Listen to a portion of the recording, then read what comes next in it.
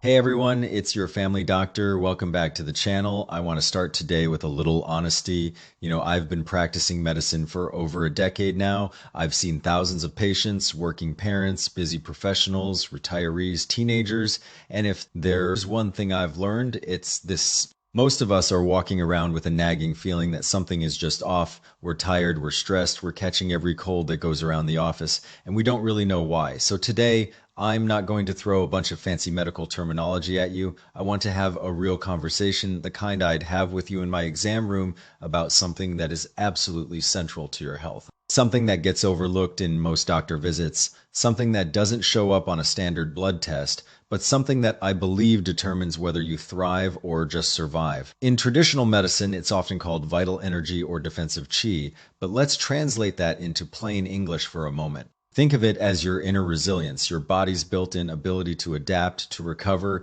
to fight off what shouldn't be there, and to bounce back when life knocks you down. Now, I know it's loud out there. I know you turn on the news and it's one scary headline after another, new variant outbreak in your state. Cases rising, what you need to fear next. It makes your heart race, doesn't it? It makes you feel like you're under constant siege. And I get it. I watch the same news. I have the same worries for my own family. But here's what I want you to notice. Despite all that fear, despite all the hand washing and masking and worrying, we still see people getting sick. Some get mildly ill. Others end up really struggling, and that tells me something crucial. The germ itself is not the whole story. If it were, everyone exposed would get equally sick, but they don't. So why is that? Because focusing only on the virus, what it looks like, how many spikes it has, what it's named this week, is like trying to understand a car accident by only studying the other driver. You're missing the condition of your own vehicle, you're missing your own internal terrain. And that, my friends, is where the real answer lies. This isn't new. There's an ancient medical text, one of the oldest in the world, that opens with a very clear principle. It says, when your inner strength is sufficient, outside threats cannot easily disturb you. And when outside threats do take hold, it's a sign that your inner strength was already depleted. That's it. That's the whole framework. It's not complicated, but it is profound. So let's break that down. What exactly is this inner strength? It's not some mystical concept. I see it in my clinic every single day. It's the patient who works in a busy office whose coworker comes down with the flu, and yet this patient never misses a day. Not because they're lucky, because their body is operating from a place of surplus, not deficit. They sleep reasonably well, they eat decent food. They manage their stress, their body has reserves to draw from. It's also the patient who loses their job, goes through a divorce, and then suddenly gets shingles because their reserves just bottomed out. That's not coincidence, that's biology. So think of your inner resilience as a bank account. Every healthy meal, every good night's sleep, every moment of genuine relaxation, that's a deposit. Every fast food lunch, every late night scrolling through your phone, every stressful meeting, that's a withdrawal. And when your account goes negative, that's when the outside world can do real damage. If your resilience is strong, it's like having a high-end security system on your home. You've got cameras, you've got motion sensors, you've got solid doors and windows. The burglar or the bug might come by your street, but they look at your house and say, nope, not worth it. They move on to the next house where the door is cracked open. That's what we're talking about here. Conversely, when your defenses are weak, when your nutrition is poor, your sleep is broken, your stress is through the roof, that's like leaving your front door wide open with a neon sign that says, come on in. You're not just inviting trouble, you're rolling out the welcome mat. And here's the key point, this process is not random. It is not a lottery. Getting sick is not about bad luck or being in the wrong place at the wrong time. There is a logic to it. Your body talks to you all the time. The question is whether you're listening. Now, I know this might be a shift in perspective for some of you. We've been taught to focus on the external enemy, the virus, the bacteria, the germ. But if that were the whole answer, we would have solved this already. Instead, we're chasing new variants every season. So let's turn our attention inward to the environment we're creating in our own bodies. The first thing that depletes your inner resilience, your emotions, I can't tell you how many patients I've seen who are literally making themselves sick with worry. They're glued to their phones, reading every terrifying headline. They're doom scrolling before bed, and their bodies are paying the price. Chronic anxiety and fear are not just feelings, they are physiological events. They raise your cortisol, they disrupt your immune function. They throw your whole system out of whack in traditional terms. Fear directly affects the kidney system, which is like the battery pack of your body. It stores your deepest reserves. And when fear is chronic, that battery drains. Then, because everything in the body is connected, when the battery is low, other systems start to suffer. You get digestive issues, you get sleep problems, you get hormonal imbalances. It's like a domino effect. And then there's worrying about money, worrying about your kids, worrying about the future. That kind of constant mental spinning affects your digestive system directly, the stomach and spleen. In traditional terms, are considered the engine that turns food into energy. When you're constantly worried that engine doesn't work properly, you don't digest well, you don't absorb nutrients well, you end up with more sludge, which in modern terms means inflammation, bloating, sluggishness. And that sludge is exactly the kind of environment where bugs love to set up shop. So think about that. Just through your emotions alone, just through fear and worry, you can deplete your two most important internal systems, your reserve battery and your digestive engine. That's huge. That's why I always tell my patients, your mindset is not separate from your biology. It is biology. The ancient text said it beautifully. Keep your mind calm and peaceful, and your energy will flow naturally. Don't let your spirit run wild with every external event. Guard your attention, because what you pay attention to, that's what shapes your reality and your health. The second big drain on your inner resilience, your diet. This one is personal to me because I see the consequences of it in my exam room every single day. We are eating ourselves into exhaustion. Let's start with the first thing most people do in the morning: wake up, stumble to the fridge, pour a giant glass of ice cold milk or iced coffee or a cold smoothie, down it goes. And then they wonder why they're tired by 10 a.m. Here's the thing, your digestive system is like a furnace. It works best when it's warm. It needs gentle, steady heat to break down food properly. When you dump a bunch of ice cold liquid into it first thing in the morning, what happens? You're basically throwing a bucket of water on the fire. The furnace sputters, it doesn't work efficiently. The food you eat later doesn't get digested well. Instead of turning into clean energy, it turns into waste, into inflammation, into mucus, into that heavy, sluggish feeling that so many of us walk around with. And if that sludge builds up in your lungs, it's like creating a humid, sticky swamp. And guess what? Loves a warm, moist environment. You got it. Viruses and bacteria, they come in, see that lovely swamp, and decide to stay. They multiply, they cause trouble. That's not the virus being evil. That's your body being too welcoming. Then there's the rest of the standard American diet: fried foods, sugary treats, highly processed snacks, fast food multiple times a week. Your digestive system has to work overtime to process that stuff. It's like asking your engine to run on cheap, dirty fuel. It'll still move, but it'll wear out faster. It'll create more buildup, and eventually it'll break down. Your body is no different. I'm not saying you can never have a burger or a slice of cake. I enjoy those things too. But when it becomes the daily pattern, that's when the debt accumulates, your inner resilience gets chipped away one meal at a time. So what do I recommend? Warm, simple, nourishing foods, soups, stews, oatmeal, roasted vegetables, foods that are easy to digest and actually fuel your body instead of just filling it. And go easy on the ice drinks. Try starting your morning with a warm glass of water with lemon or some hot tea. Your stomach will thank you. The third big factor, your sleep. I am going to sound like a broken record on this because I say it in almost every video, but sleep is not optional. It is not a luxury. It is the single most powerful tool you have to restore your resilience.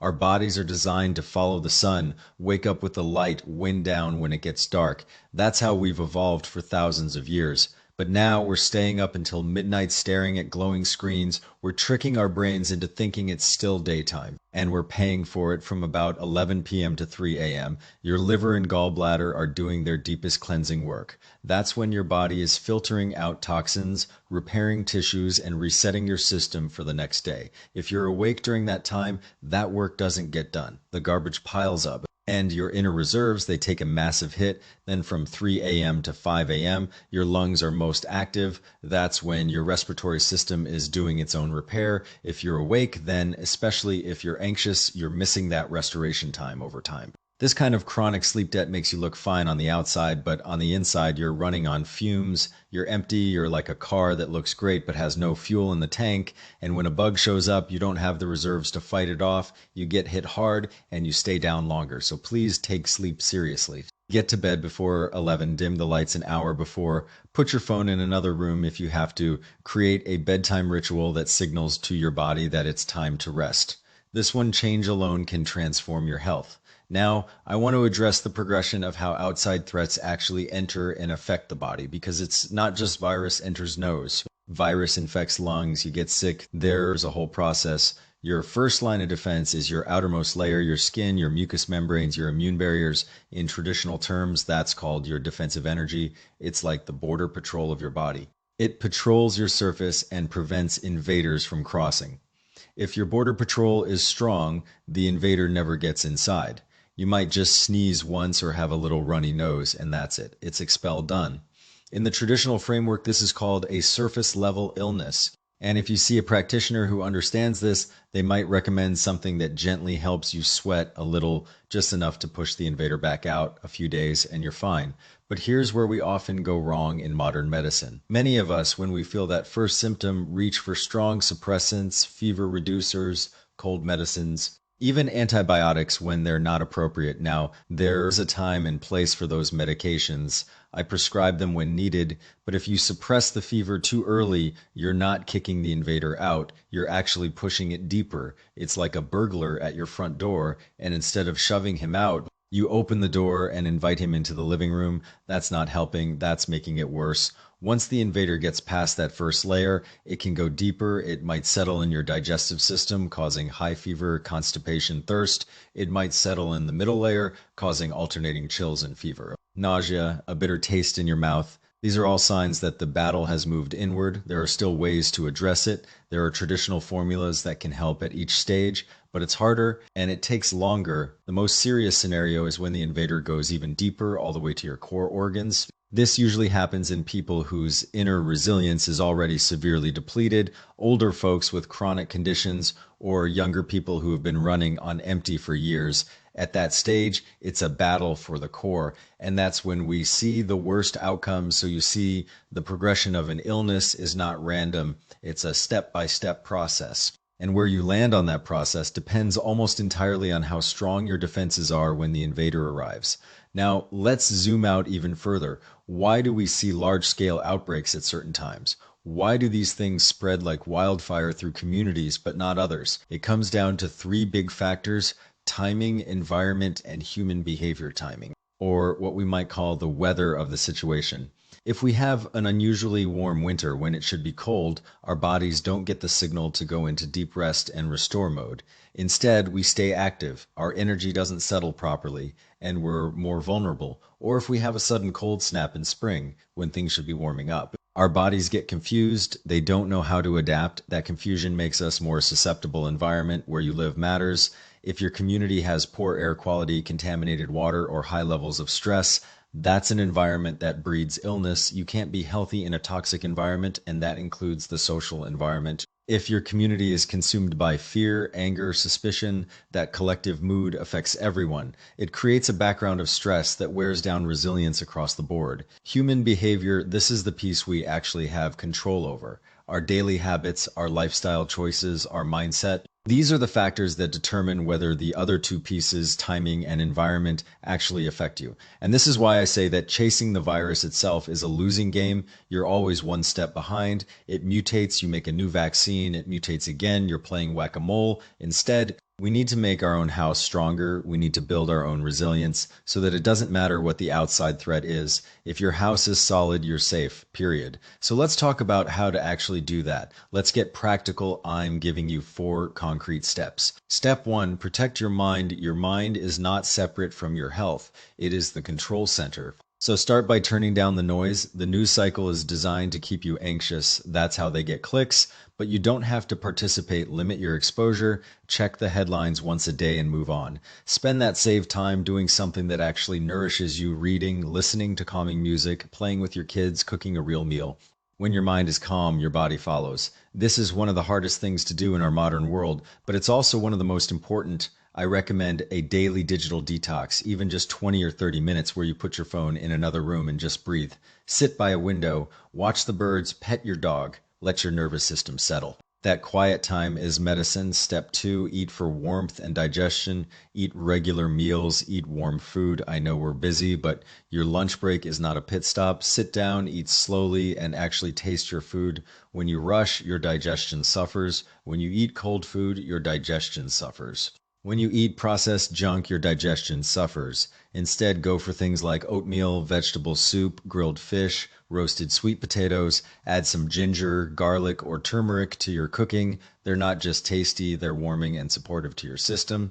And please, for the love of your stomach, skip the giant ice drink first thing in the morning. Start your day with something warm. Your digestive furnace will be so much happier. Step three, prioritize your sleep. I said it before and I'll say it again. Sleep is your superpower. If you only do one thing from this list, make it this: get to bed before 11. Create a nighttime routine, dim the lights, no screens for at least an hour before bed. If you have trouble sleeping, try a warm foot soak or a few minutes of gentle stretching. And here's the mental trick. When you get into bed, tell yourself that the day is done. Whatever didn't get done, it will wait. Whatever you're worried about tomorrow, you'll handle it then. Bedtime is for rest, not for problem solving. Treat it like the most important appointment of your day, because it is. Step four, move, but gently. You don't need to run a marathon. In fact, excessive intense exercise can actually deplete your reserves. What I'm talking about is gentle. Consistent movement, a brisk walk, some light stretching, tai chi, yoga, something that gets your blood flowing, makes you sweat a little, but doesn't leave you exhausted.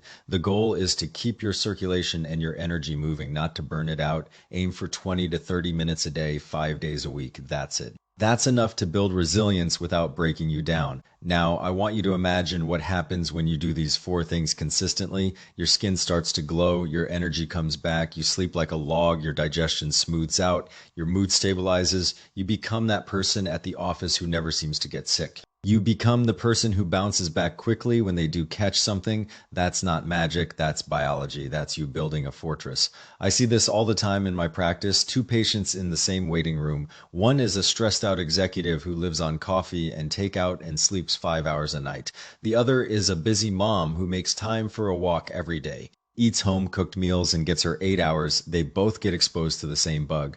The executive is down for a week. The mom has a sniffle for 2 days and moves on. Same exposure, different outcomes. That's the power of resilience. And I want to be clear, this is not about blaming anyone. If you've been sick, it's not your fault. Life is hard and we all do the best we can. But what I am saying is that you have more control than you think. You can make small changes starting today that will make a huge difference down the road. So stop panicking. Panic is not useful. Fear is not protective. What is protective is action, informed, steady. Consistent action. Ask yourself these simple questions. Am I eating too much junk? Am I staying up too late? Am I carrying too much stress? Am I moving my body enough? Write it down, be honest, then pick one thing to change. Just one. Maybe it's going to bed 30 minutes earlier. Maybe it's swapping your iced coffee for a cup of warm tea. Maybe it's taking a 10-minute walk after dinner. Start there, let that become a habit, then add the next thing. Your body is incredibly forgiving. It wants to heal. It wants to be strong. It just needs your help. I always tell my patients, and I'll tell you the same thing, your body is a reflection of your choices, not your intentions. Not your hopes, but your actual daily choices. You treat it with respect, it builds a castle around you. You neglect it, it becomes fragile. It's really that simple. So I'm not asking for dramatic changes. I'm not telling you to quit your job or move to a farm. I'm just asking you to start where you are with what you have tonight. Not tomorrow, not next week, tonight.